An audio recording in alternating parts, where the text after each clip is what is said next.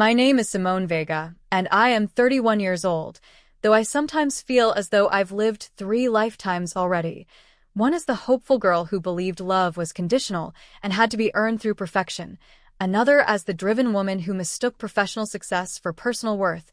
And now, finally, as the woman who has learned that belonging isn't something you chase in the eyes of those who refuse to see you, but something you build with your own hands, brick by deliberate brick, in the company of those who show up not when it's convenient, but when it matters. I stand here now not because I won a battle against my family, but because I walked away from a war they never knew they were waging, and in that walking, I found peace. This is not a story about revenge, though it might read like one to those who only skim the surface. It is not even, at its core, a story about money or betrayal or silence. It is a story about visibility, about what happens when you spend your life trying to become visible to people who have chosen blindness, and then one day decide to redirect your light toward those who have been waiting patiently to be illuminated by it in return. It begins, as so many of our most defining moments do, in stillness. On a late afternoon in early June, inside a bridal suite at Hollow Creek Estates, a vineyard wedding venue just outside Portland, Oregon, where I stood alone before a full-length mirror, staring at a version of myself that looked every bit the poised, radiant bride the world expected, but felt like a ghost wearing borrowed joy. The gown was custom-made, ivory silk that hugged my frame without constriction, embroidered with thousands of tiny crystals that caught the light like scattered stars, each one placed with the kind of precision I had learned to demand of myself since I was old enough to understand that effort was the only language my family seemed to respect. My hair was swept into a low chignon, soft tendrils framing my face, and my makeup, done by an artist who had whispered kind things to me as she worked, made my eyes look wider, my cheekbones sharper, my lips a perfect, dewy rose that somehow managed to look both elegant and approachable. On the vanity beside me rested my bouquet, white peonies, garden roses, and sprigs of eucalyptus, tied with ivory satin ribbon, their scent subtle and clean, like hope wrapped in petals. Everything was perfect. Everything was in place. And yet, the hollow space in my chest kept expanding with every passing minute, a quiet, aching void that no amount of glitter or floral arrangement or flattering lighting could fill. I had checked my phone 14 times in the last 20 minutes, each time hoping, against all reason, against years of precedent, that this time would be different. That this time, there would be a text from my mother, Evelyn, maybe just a simple thinking of you, or even a photo of her getting ready to drive up with my father, Robert, and my older brother, Derek. But the screen remained blank. No missed calls. No voicemails. Not even a social media like or a casual story reply. Just silence. A silence that wasn't new, but that felt particularly cruel on a day when the whole world was supposed to be watching, celebrating, bearing witness. A soft knock on the door broke the stillness, and Lydia, the wedding planner, a woman in her 40s with tired eyes and a practiced smile that barely masked her concern, poked her head in. "It's time, Simone," she said gently, her voice low and steady. "Are you ready?" I didn't answer right away.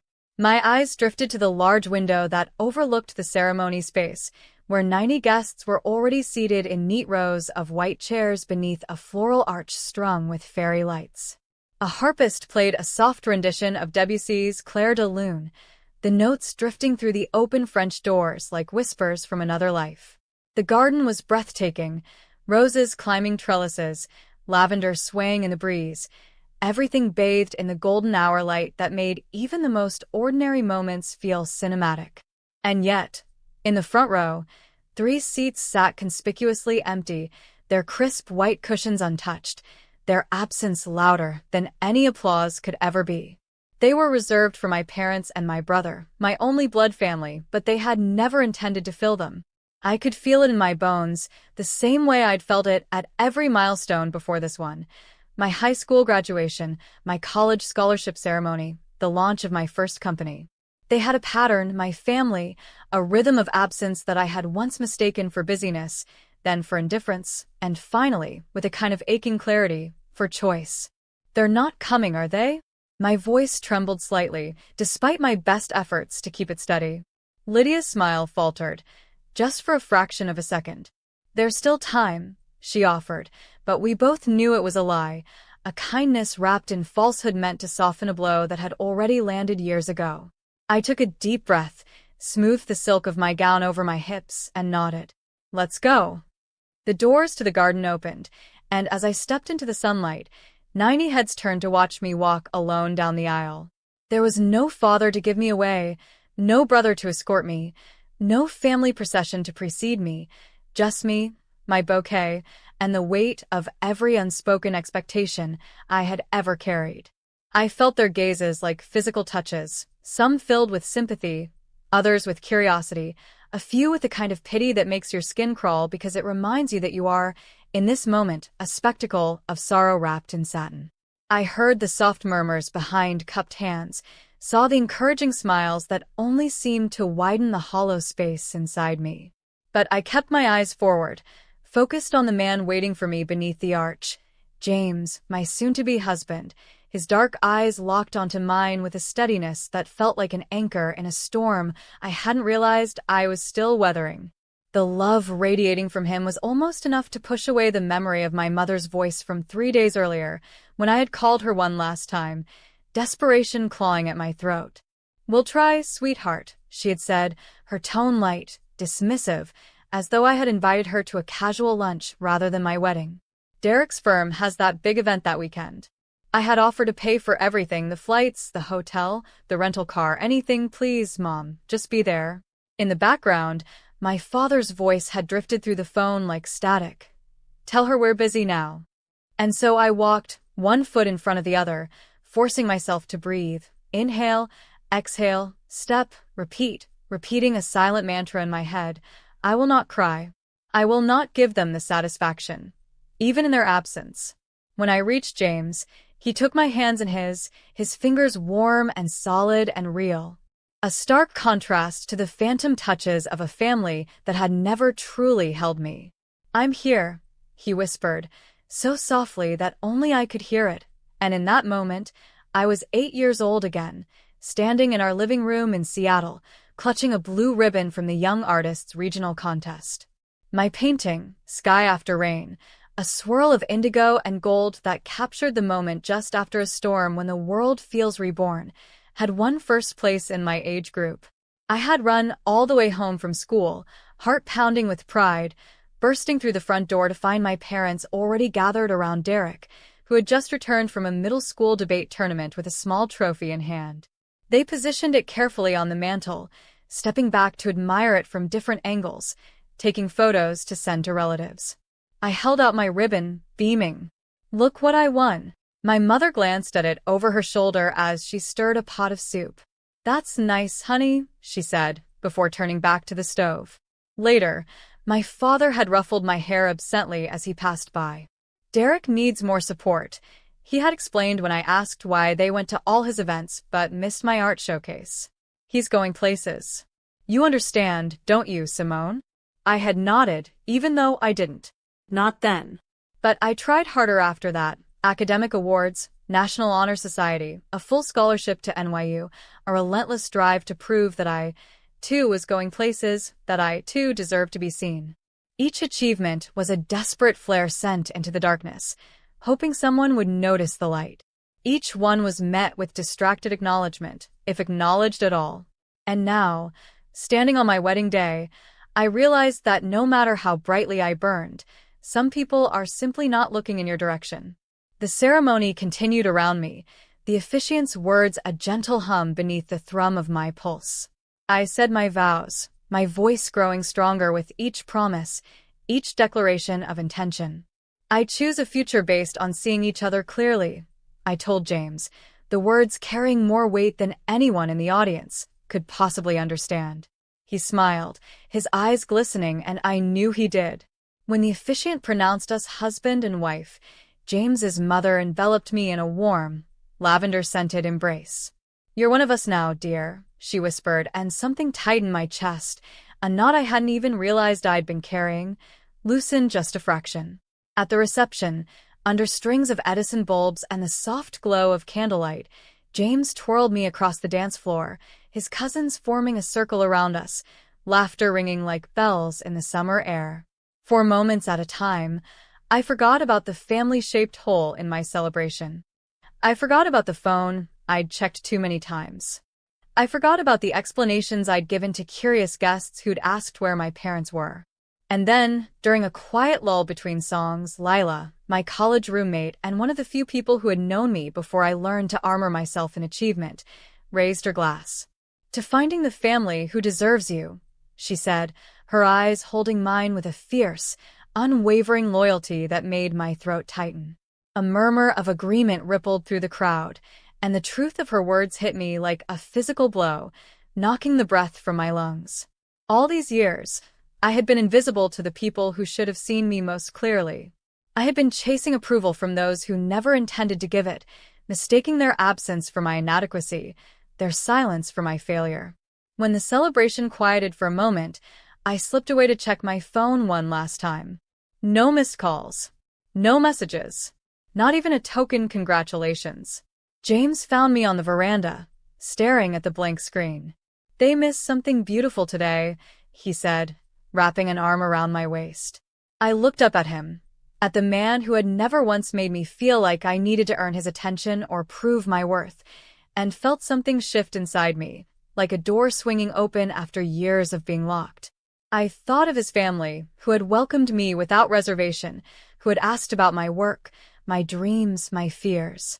I thought of my friends who had traveled across the country to stand beside me. I set the phone down on the railing.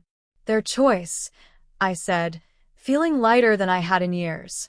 "Not my burden." And for the first time, I almost believed it.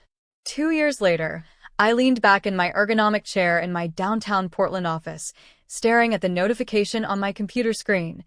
Acquisition of Axiom Studios finalized at $21 million. 2 years of tense negotiations, 5 years of building from scratch in a cramped Brooklyn apartment with a secondhand laptop and a dream that felt too big for my bones, and now validation in the form of 8 figures. My office door burst open as my team flooded in with bottles of champagne and plastic flutes, their faces lit with genuine joy. To Simone, Jen, my creative director and closest collaborator, raised her glass, her eyes bright with pride. The woman who built something from nothing while certain people weren't looking. I smiled, clinking glasses with the 12 people who had actually shown up for me, who had stayed late, believed in the vision, celebrated the small wins, and held me up during the inevitable crashes. Unlike my family, they had never needed me to prove my worth. They had simply seen it and reflected it back to me. We were celebrating, laughter echoing off the glass walls, when my phone buzzed with a notification from Instagram. Derek had posted about his twins' private school fundraiser. I shouldn't have looked. I did anyway.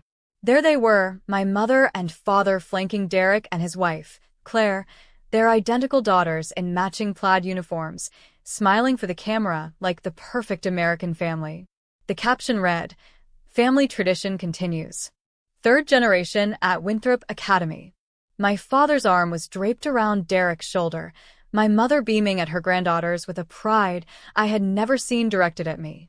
I swiped through more photos. Derek's family vacation to Hawaii last month, the holiday gathering I wasn't invited to, my father's retirement party.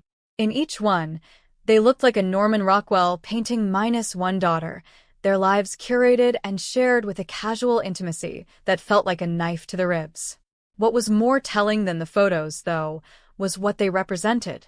The vacation rental in Maui cost at least $5,000 per week. Winthrop Academy ran $30,000 per year per child.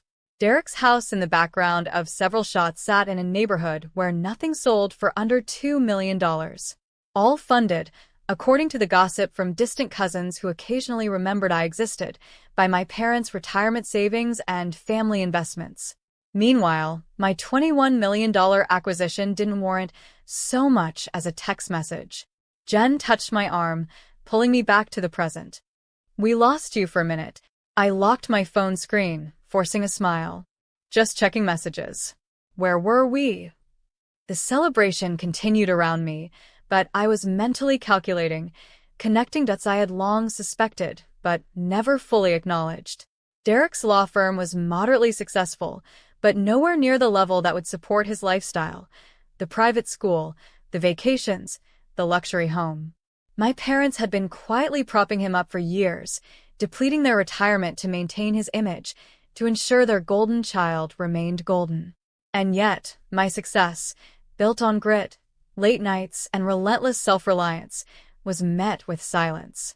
After the team left, I scrolled through my parents' social media accounts.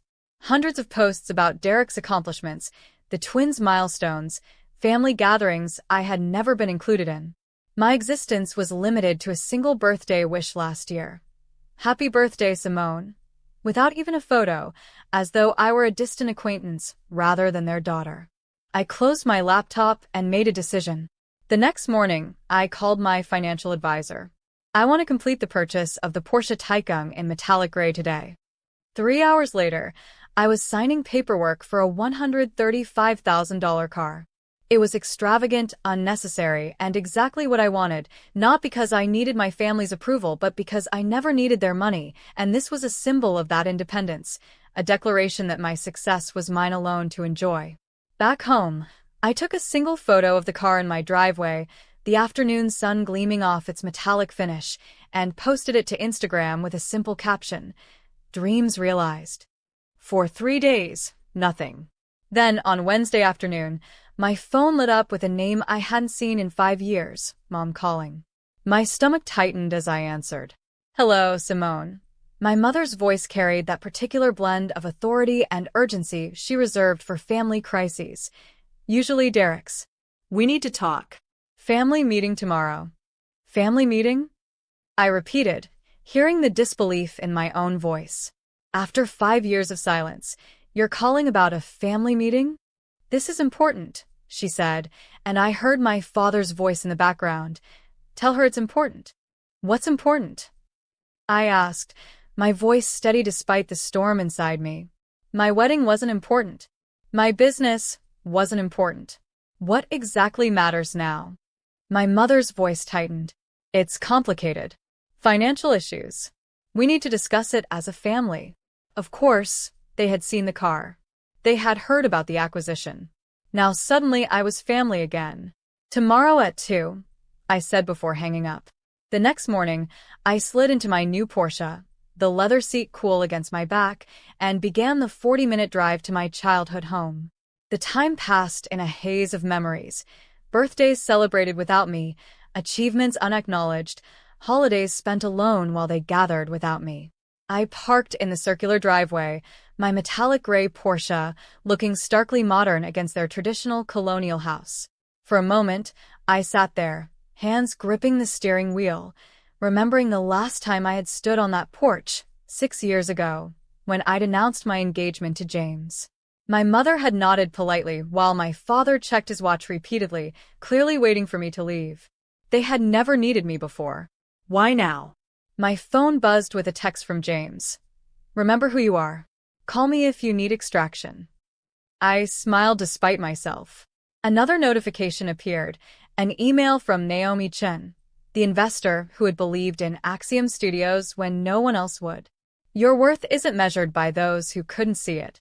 A final alert, my assistant confirming tomorrow's meetings. "Don't let them take too much time. You have the production review at 4. I took a deep breath, remembering my therapist Patricia's words from last week's session. Boundaries aren't punishments. They're protection. I straightened my shoulders and stepped out of the car. Before I could knock, the front door swung open. My parents stood there, their expressions shifting from annoyance to shock as they took in the Porsche behind me. "You've done well for yourself," my father said. Not hello, not I've missed you, just an assessment of my financial worth. "Yes," I replied simply. No hugs, no warmth. They led me to the dining room table where Derek and Claire already sat, their faces a study in calculated concern. "Simone," Derek nodded, as though we had spoken last week instead of 5 years ago. "Let's get straight to business," my father said, pulling out financial folders. I remained standing, my purse strapped tight in my grip, the only outward sign of the turmoil beneath my calm exterior. "No." First, I'd like to know why I'm suddenly important enough to include in family discussions after being excluded from everything else for years. My parents exchanged glances. Derek shifted uncomfortably. "We can discuss that later," my mother said, her voice slipping into the dismissive tone I knew too well. "I'm not in a rush," I replied, still standing. "And I'm not interested in being convenient family only when you need something." For the first time in my adult life, I saw uncertainty flicker across my father's face. In this moment, I understood they needed me now. And for once, I had the power to decide what happened next. The dining room of my childhood home felt smaller than I remembered, the walls closing in like the limitations they had always placed on my worth. My father sat at the head of the table, hands folded like he was presiding over a board meeting rather than a family crisis. My mother perched beside him, her posture perfect despite the worry lines creasing her forehead. Across from me, Derek slumped in his chair, his designer shirt wrinkled at the cuffs, and Claire sat beside him, a leather photo album open on her lap. "It's foreclosure, Simone." My father's voice was firm but carried an unfamiliar tremor. "Derek's mortgage is 3 months behind. The twins' private school tuition is unpaid for the semester." I said nothing, letting the silence stretch, thick and heavy. 2 years of no contact, and this was what brought us together. "You need to help your brother." My father slid a document across the polished oak table, loan paperwork already filled out, the presumption stealing my breath. "Think about your nieces." My mother's voice caught in a practiced hitch that once would have sent me scrambling to please her. "They're just children. They shouldn't suffer because of financial difficulties." Derek leaned forward, eyes narrowed. "We're family. That's what family does. When one of us succeeds, we help the others." Claire flipped the album open wider, pushing it toward me. "They ask about Aunt Simone all the time." She pointed to photos of children I barely recognized, their faces shining at a birthday party I wasn't invited to attend. "Maddie wants to know why you never visit." My father cleared his throat. "We've done everything we could. Our retirement fund is—" He trailed off, exchanging a look with my mother. "We've been supporting them as best we can."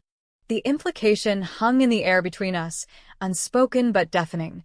My success meant I owed them. My independence was selfish in the face of family need. I closed the photo album and slid it back across the table. "Where were you at my wedding?" The question fell from my lips with surprising calm. Derek blinked. "What?" "My wedding? 2 years ago. Where were you?" My mother's hand fluttered to her throat. "We were busy." Derek had that event with his firm. "It wasn't convenient," my father added, as if commenting on a missed dinner party. I nodded slowly, feeling something crystallize inside me, hard and clear as diamond. "And yet here you are now because you saw the Porsche on Instagram. You only contacted me because you saw the car." Derek's face flushed. "That's not fair." I sit straighter, feeling the power of my financial independence in my spine. I said, my voice steady. "Where there once was anxious curve, there's steel. I built everything alone. Every scholarship, every client, every late night. Where were any of you?" My father's eyes narrowed.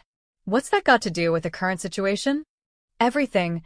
I folded my hands on the table, mirroring his posture. "I'm listening. Tell me why I should write a check today." Derek slammed his hand on the table. "You always had to prove something. Always showing off how smart you were, how creative, how special. Some of us were just trying to live normal lives."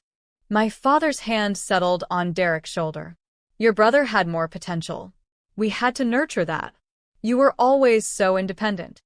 "We're still your parents," my mother whispered, tears gathering in her eyes.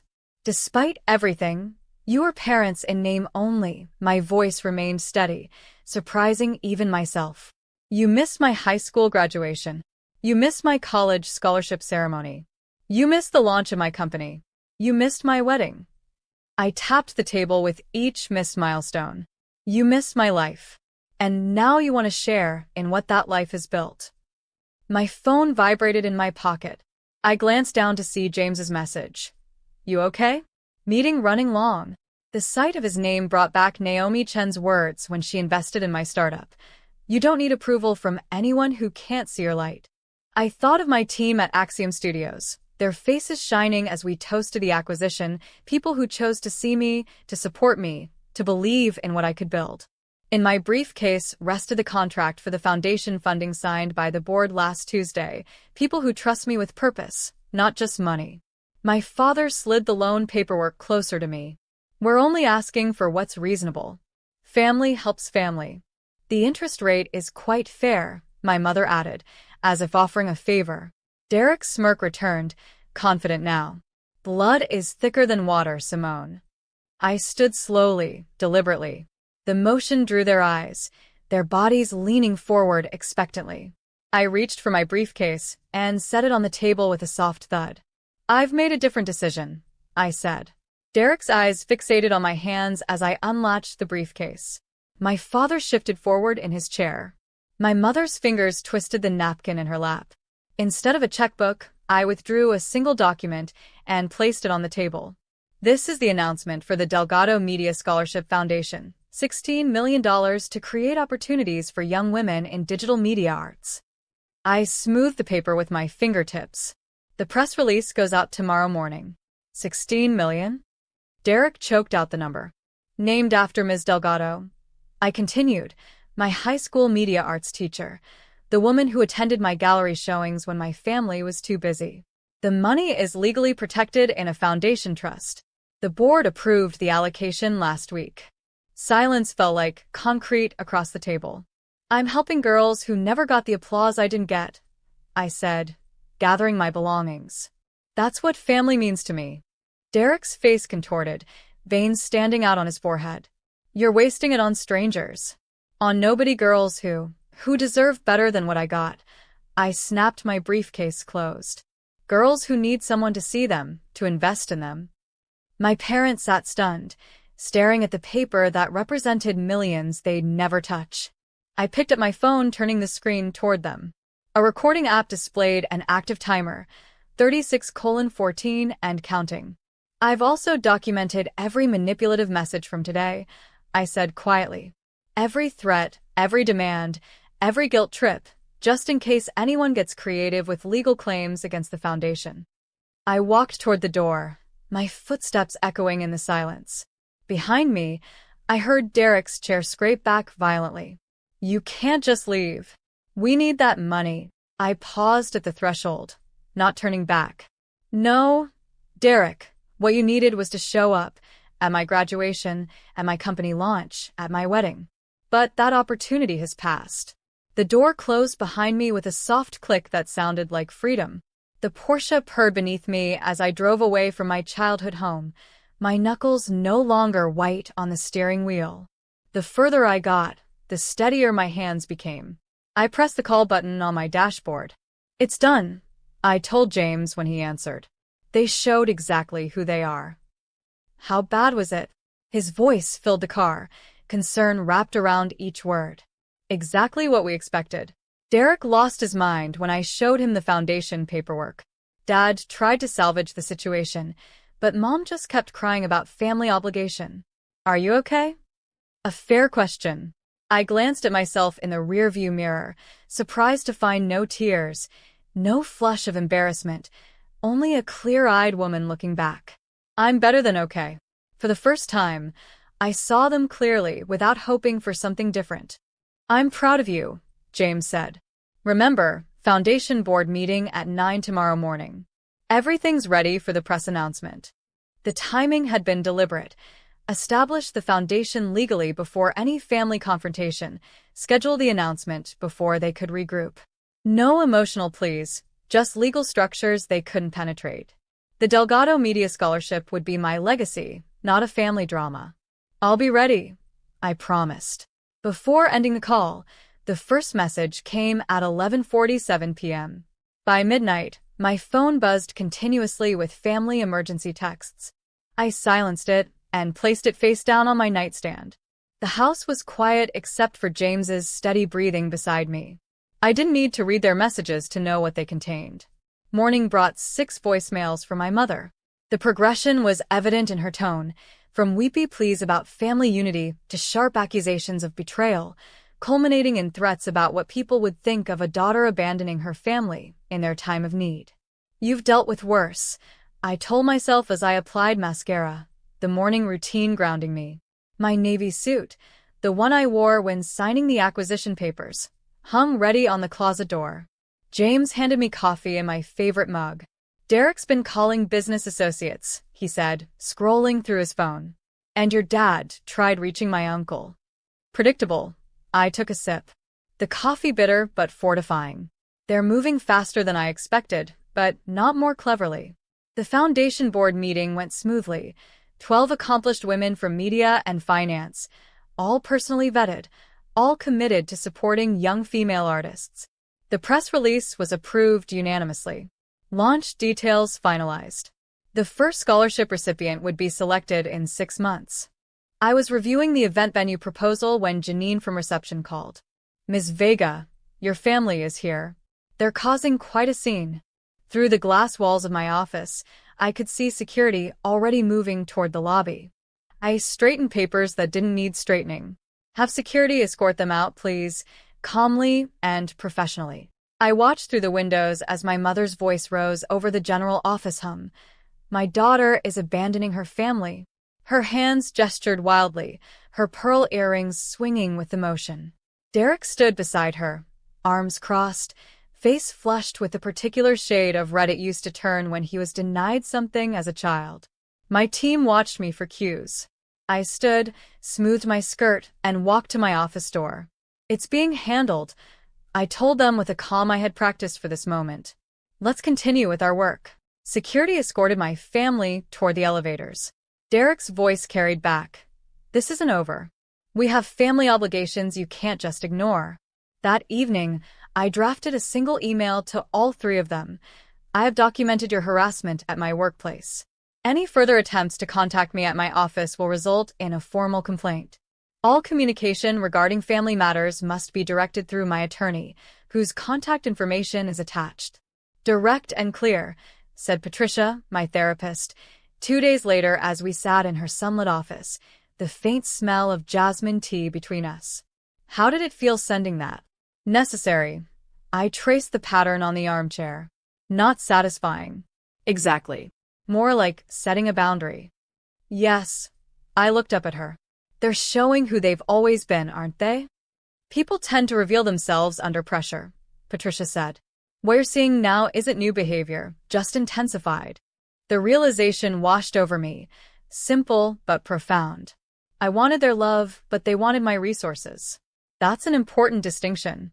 All those years, the childhood neglect, the absent parents, the way they appeared only when I had something to offer, it wasn't my job to earn their love.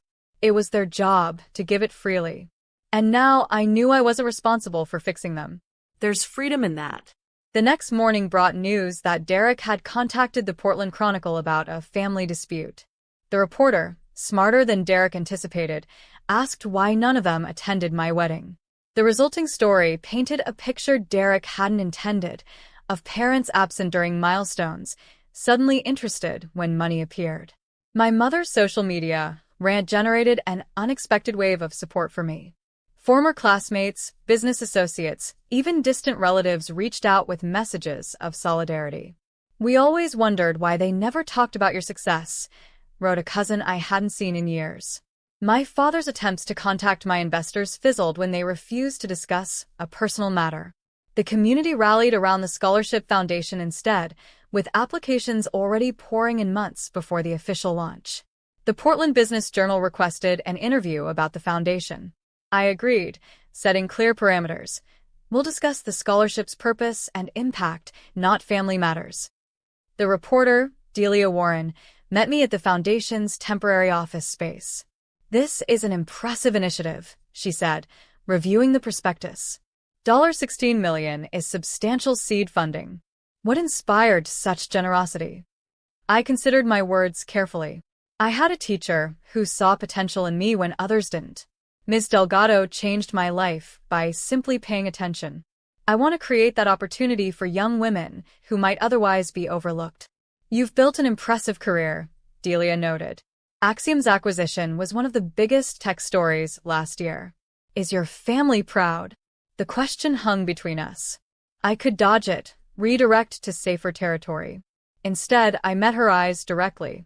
My success was built without family support. They weren't at my wedding, my graduation, or when I sold my company. Delia's pen paused. That provides interesting context for the Foundation's mission. Later that week, the article appeared with the headline, "Self-Made Success Creates a Legacy of Support." The contrast between my generosity and my family's entitlement became public narrative. When news of Derek's house foreclosure broke days later, the community connected the dots without my saying a word. James handled increased security protocols at our home. My business team managed communication strategy, filtering messages and prioritizing foundation work. Naomi Chun, my first investor and mentor, released a statement supporting my commitment to lifting others rather than enabling dependency. My college friends formed a protective circle, filling our calendar with dinners and events that left no room for dwelling on family drama. Patricia provided anchoring during weekly sessions. The United Front became its own kind of family, chosen, intentional, supportive. 2 weeks after the confrontation, I received the Business Leadership Award from the Women in Media Alliance. Standing at the podium, looking out at faces that genuinely celebrated my success, I realized the tables had completely turned. My parents' retirement plans were now delayed indefinitely.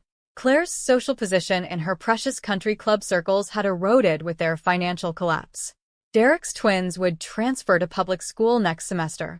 Meanwhile, the foundation thrived, generating positive coverage that spread beyond Portland. The story resonated not because I sought revenge, but because I chose to transform pain into purpose. The scholarship committee had selected 3 finalists for the first award. Janine told me, placing the portfolios on my desk, "They'd like your input by Friday." I opened the first file and began reviewing the work of a young woman whose teacher noticed her talent when no one else did. The circle completed itself, healing through action rather than looking backward. Family defined by what it does, not what it claims to be. For the first time in my life, I felt truly seen. In the weeks that followed, I deleted the 4th voicemail from Aunt Meredith without listening past her plea of, "Everyone misses you, Simone."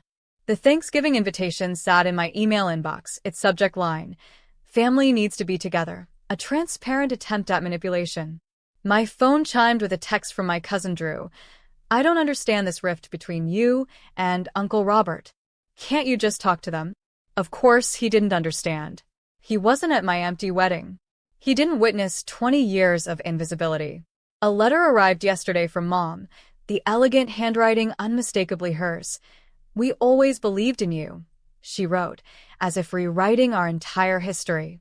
The envelope sat half-burned in my fireplace, its edges curled and blackened like the lies it contained. Dad called my office directly last week. "We need to clear the air," he said, his voice lacking any acknowledgement of what they'd done. My assistant, following strict instructions, told him I was unavailable, permanently. The final straw came when Derek sent the twins to my office with handmade cards. "We miss Aunt Simone," written in childish handwriting I knew wasn't theirs. The manipulation was so transparent, it made my stomach turn. They were using every emotional lever they could find. "They're desperate," James observed that evening, examining the cards on our kitchen counter. "They're desperate," I agreed, flipping through the week's collection of attempts. "But they still haven't actually apologized." The family attorney called next, his voice professionally neutral. "There are moral obligations to consider, Simone. Family ties carry certain responsibilities." The implication was clear. I was the villain in their story, the heartless daughter who abandoned her struggling family. Pastor Wilson from the church I stopped attending years ago left a voicemail. "Your parents are deeply concerned. Perhaps we could meet to discuss reconciliation." 2 childhood friends, neither of whom I'd spoken to in a decade, suddenly reached out. "Your parents seem so heartbroken," said one. "The holidays are for forgiveness," said the other. When Derek's wife, Claire, emailed photos of the twins in Halloween costumes with the note, "The children ask about you constantly," I nearly threw my phone across the room. They're framing this entire situation as my responsibility, I told Patricia during our weekly session. My forgiveness, my duty, my failure to be the bigger person.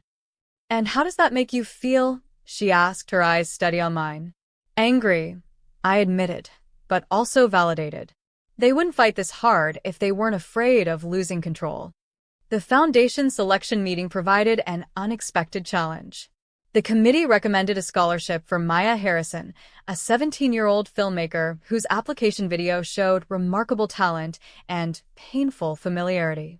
She reminded me of myself, quiet, determined, overlooked. I watched her interview video again. Maya's eyes held the same weariness I saw in my own wedding photos. She talked about finding her voice through filmmaking when her family couldn't hear her.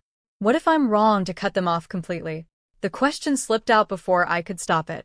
James sat beside me on the couch. What brought this on? Maya, I said. If I'm telling these girls to find their strength, am I modeling that by running away from my family? Is setting boundaries running away? James asked. I considered this. No. Boundaries aren't abandonment. What would you tell Maya if her family treated her like yours treated you? The answer came easily. I'd tell her she deserves people who see her worth. The Thursday before Thanksgiving, I hosted dinner at our home. The dining room table extended to accommodate everyone. James beside me, Naomi across from us, my business team scattered between. Maya sat at the opposite end, her scholarship certificate framed on the sideboard behind her. Our home glowed with warmth my parents' house never had. Candles flickered in silver holders. Laughter rang against the ceiling. No one here needed to prove their worth to be seen. I raised my glass. To those who see us as we are. The toast echoed around the table. My phone stayed off, notifications silenced. The meal unfolded in perfect rhythm, conversations flowing without the undercurrent of judgment I grew up with. Over dessert, I announced the Foundation's new mentorship program. I'll be personally involved with each recipient, I explained. We're creating connections that matter. Maya's eyes widened. You'll be mentoring us yourself? Every step of the way, I smiled at her. This foundation isn't just about money. It's about building something meaningful together. Naomi nodded approvingly. You've created structures that can't be interfered with. The foundation's independence is legally secured, I confirmed. Its success will be measured by impact, not approval. Later, as we cleared plates, James turned on the local news. Right on schedule, the feature about the foundation aired, strategically timed to coincide with my family's traditional dinner hour. On screen, I spoke with confidence I'd earned. We build family through action, not obligation. The report transitioned to financial analysis, contrasting the foundation's transparent governance with examples of mismanagement, including a not-so-subtle reference to Derek's business failures. Maya watched transfixed. They're actually comparing your brother's company to the foundation. Facts speak for themselves. I stacked dessert plates with steady hands. The community has validated what my family refused to see. The following morning, my parents requested a meeting at a coffee shop downtown. I arrived in the Porsche, the car that triggered their sudden interest after years of silence. Dad looked older than I remembered, defeat etched into lines around his mouth. We should have been there, he admitted, staring at his untouched coffee. At the wedding? I asked, though I knew that wasn't all he meant. Everywhere, his voice cracked. All those years. Mom's eyes shimmered with tears. How can we fix this? The question hung between us. 3 months ago, I might have grabbed at this opening, desperate for any acknowledgement. Now I felt only calm clarity. Some things can't be fixed, I told them. Only accepted. Mom flinched. I'm not closing the door forever, I continued. But I need accountability, not convenience. I'll consider limited contact after you both start therapy. That's unnecessary, Dad began, the old dismissiveness rising. It's non-negotiable. I sipped my tea, the warmth spreading through my chest like certainty. They exchanged glances, the silent communication of people who never expected consequences for their choices. Derek's financial collapse had stripped away their illusions of his superiority. My success existed beyond their reach. The foundation thrived independent of their approval. When they left, no agreements had been made, no concessions offered. I watched them walk to their car, a sensible sedan now, the luxury vehicles long gone. I drove away without looking back. Freedom replaced obligation in every beat of my heart. The foundation awaited. Maya's project needed review. My chosen family expected me for dinner. For the first time, I was moving towards something instead of away from someone, and that made all the difference. I stand in the sunlit studio of the Delgado Foundation, watching Maya adjust her camera settings. The morning light filters through the tall windows, casting golden patterns across the polished hardwood floor. It's been a year since I faced my family for the last time. What do you think about this angle? Maya looks up, her eyes bright with the same creative fire Ms. Delgado once saw in mine. Try moving it slightly to the left. Catch how the light falls across the subject. My voice carries the confidence of a mentor now, not the desperate plea of a daughter seeking approval. On the wall behind Maya, photos document our scholarship recipients' projects, stories they never could have told without the foundation's support. Each frame represents a voice that might have been silenced, just as mine nearly was. My office here replaced the childhood bedroom where I once dreamed of being seen. Every element, from the ergonomic chair to the awards displayed without apology on floating shelves, I chose deliberately. Nothing inherited, nothing tainted by obligation or guilt. I finished the final cut of my documentary, Maya says, straightening up. Would you watch it with me? We moved to the editing bay where her project plays on the high-definition monitor. The documentary follows 3 generations of women in a rural Oregon family, their struggles and resiliences beautifully captured through Maya's lens. Watching her work, I feel a swell of pride entirely different from anything I've known before. This isn't about me. It's about what she's created, what she'll continue to create. When the final credits roll, Maya turns to me, tears brightening her eyes. You're the reason I believe I can do this, she says, wrapping her arms around me in a spontaneous hug. I think of Ms. Delgado, how she recognized something in me when my own parents couldn't be bothered. How her belief sustained me through years of family indifference. Now the cycle continues, not of neglect, but of genuine support. Later that week, I stand at the podium of the Portland Arts Center, accepting a Community Leadership Award. The audience applauds. A sea of faces turn toward me with appreciation, not pity. James sits in the front row, beaming with unrestrained pride. There are no empty seats causing me pain tonight. No phantom family members I wish were here. Every person in this room sees me, truly sees me, for who I am. Thank you. I begin, my voice steady. This journey began in invisibility and has led to impact. For years, I measured my worth by the approval I couldn't earn from people who refused to give it. I pause, let my gaze sweep across the room. Now, I measure it by what we build together. The standing ovation washes over me like a cleansing wave. My therapist calls it post-traumatic growth, this strange peace I found after accepting that some wounds never fully heal.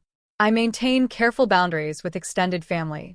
Holiday gatherings now center around chosen family. Celebrations filled with genuine joy rather than dread. James and I have established our own traditions. Naomi's retirement party at the foundation last month brought together the circles of support that lifted me when blood ties failed. The emergency fund for students facing financial hardship, my latest project, ensures that talent isn't crushed by circumstance. I understand now what these young women need because I lived without it, unconditional belief in their potential. Driving home through Portland in my Porsche, I pass the coffee shop where I once edited videos on a borrowed laptop. Through the window, I catch a glimpse of my parents walking on the sidewalk. Our eyes meet briefly. I don't stop. There's no pain in this moment, only peaceful acknowledgement. They taught me what love isn't. James and my work taught me what it is. Tomorrow, Maya sets up for her next project. I'll be there, camera in hand, showing her techniques I've mastered over years of making myself visible. Family isn't who raises you. Family is who sees you, who stays, who builds with you. And if you've ever felt invisible to the people who are supposed to love you most, know this. Your light is not diminished by their blindness. It is magnified by those who finally turn to face it. Keep building. Keep choosing yourself. Keep showing up for the people who show up for you. That's not just survival. That's the beginning of a legacy.